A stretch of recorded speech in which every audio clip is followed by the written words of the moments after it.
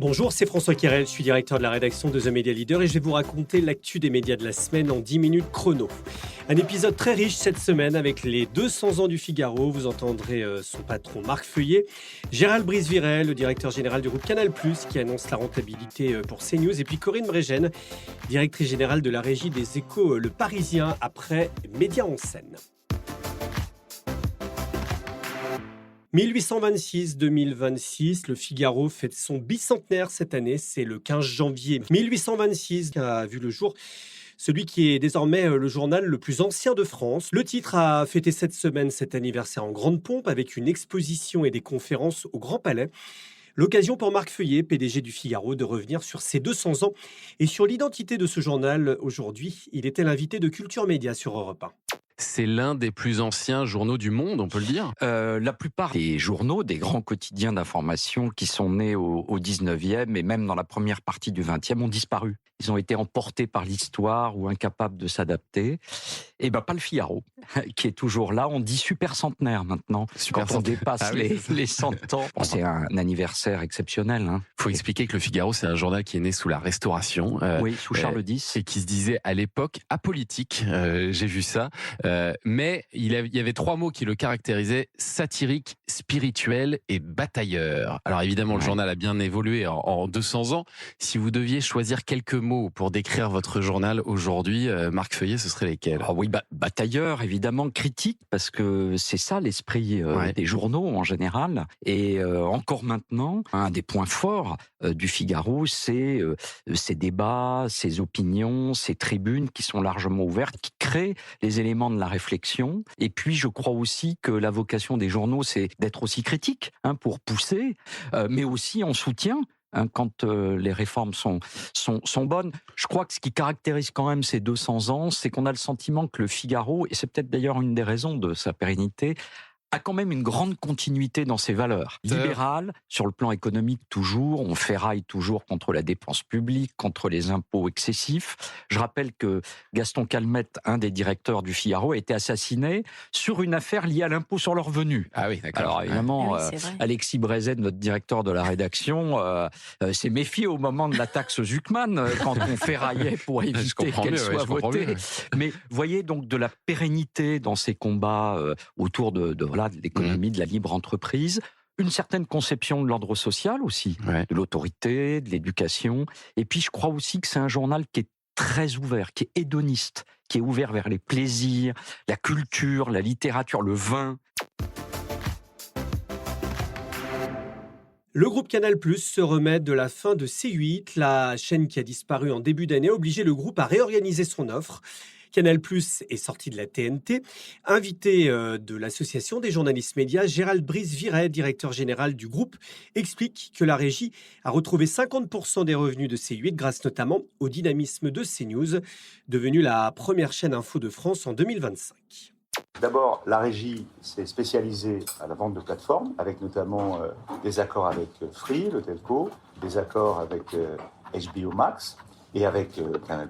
Et d'autre part, depuis la rentrée de septembre, nous bénéficions de conventions de CAPSAT, si vous êtes, que nous sommes libérés de la TNT. Ça veut dire que nous avons la possibilité de faire de la publicité nucléaire tout au long de la journée, quand on veut. Ça veut dire qu'on a introduit dans les matchs de foot, où on peut atteindre 2 millions, 3 millions de téléspectateurs, de la pub.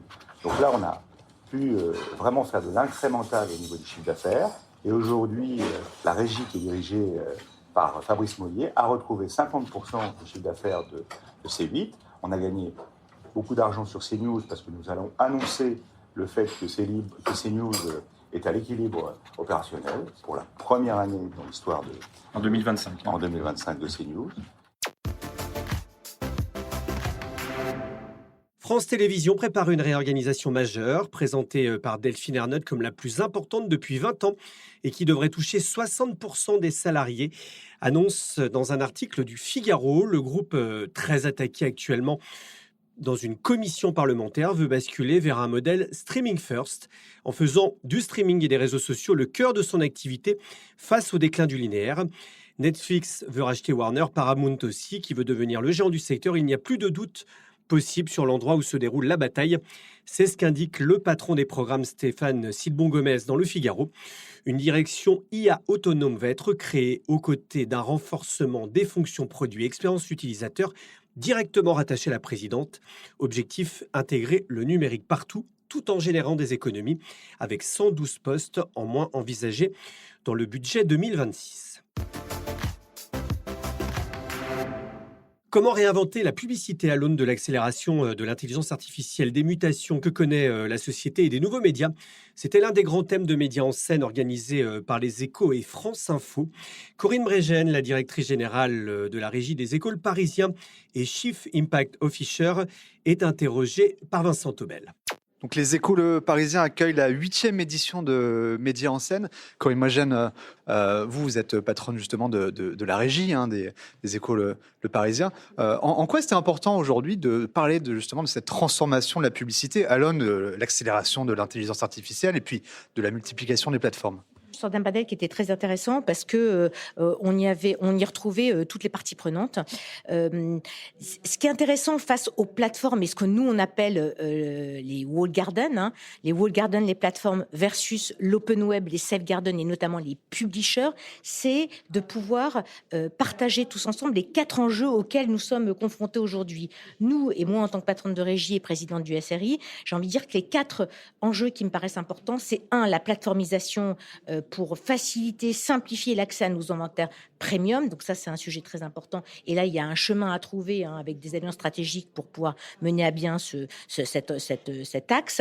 Le deuxième enjeu, c'est de proposer une palette de solutions élargie pour couvrir tout le funnel marketing, de l'efficacité immédiate jusqu'à la construction de la marque, avec divers formats, aussi bien audio, vidéo, social, et aussi une granularité de nos données first party, qui est aussi une force des publishers. Et j'ai de ce point de vue-là donné des exemples, je ne vais pas revenir pour aller pour être plus rapide.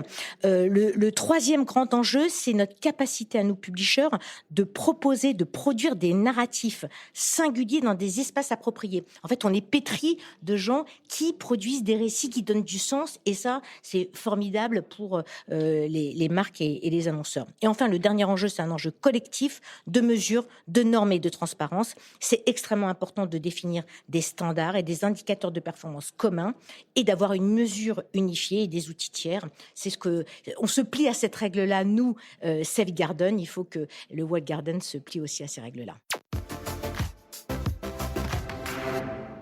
Et puis enfin, Médias en scène a été dévoilé le 39e baromètre Lacroix, Verian, La Poste sur la confiance dans les médias. Et la défiance envers les médias reste majoritaire. 61% des Français interrogés, même si 56% d'entre eux ont une bonne opinion du métier de journaliste. Dans ce contexte, l'IA apparaît comme un sujet clé. 75% des Français estiment que la transparence sur l'usage de l'IA est un levier pour restaurer la confiance. Cette attente est d'autant plus forte que 76% des interrogés s'inquiètent de l'impact en France des fausses informations liées à des ingérences étrangères et demandent des repères plus clairs pour identifier une information fiable. Voilà, c'est la fin de cet épisode. On se retrouve vendredi prochain pour un nouvel épisode de 100% Media Week à retrouver chaque vendredi à partir de 6h sur toutes les plateformes d'écoute.